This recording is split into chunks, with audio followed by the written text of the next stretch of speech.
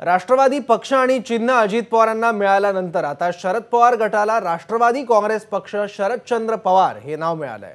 शरद पवार गटाला केंद्रीय निवडणूक आयोगाने हे नाव दिलंय।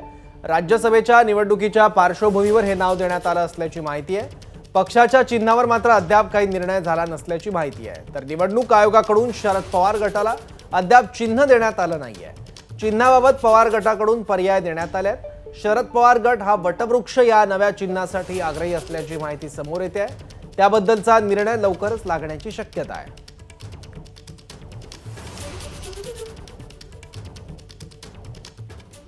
निवडणूक आयोगाने अजित पवार गटाच्या बाजूने निकाल देत राष्ट्रवादी पक्ष आणि घड्याळ चिन्ह अजित पवार गटाला दिलं, तर शरद पवार गटाला राष्ट्रवादी काँग्रेस पक्ष शरदचंद्र पवार असं नाव दिलं आहे। यानंतर शरद पवार गट चांगलाच आक्रमक झाला। पुण्यात पक्ष कार्यालयावरून घड्याळ चिन्ह काढलंय, तर पक्ष कार्यालयावरील नावही काळ्या कपड्याने झाकलंय। यावेळी पुण्याचे शरद पवार गटाचे शहराध्यक्ष प्रशांत जगताप भावुक झाले, तर शरद पवार गटाच्या ट्विटर अकाउंटवरूनही जुनं नाव हटवून नवं नाव ठेवण्यात आलं आहे।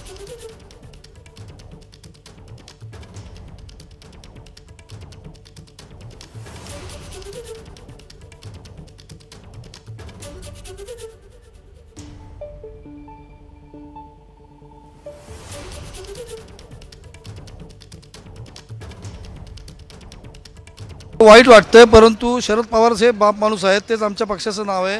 नॅशनलिस्ट काँग्रेस पार्टी हे आमचं नाव आहे आणि पवार साहेबच या पुढच्या काळामध्ये आम्हाला निवडणुका जिंकून देतील याचा आम्हाला अभिमान आहे। साहेब आमचं चिन्ह पण आहे आणि साहेब आमचा चेहरा पण आहे। येत्या इलेक्शनमध्ये सामान्य जनता त्यांना त्यांची जागा दाखवून देईल की काय आहे आणि काय नाही म्हणून नक्कीच।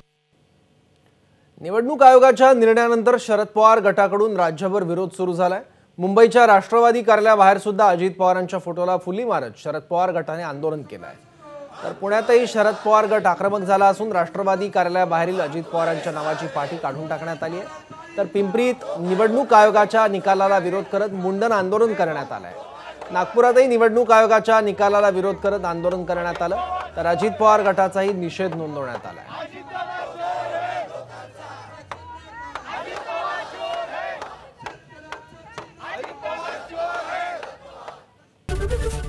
एबीपी माझा, उघडा डोळे बघा नीट।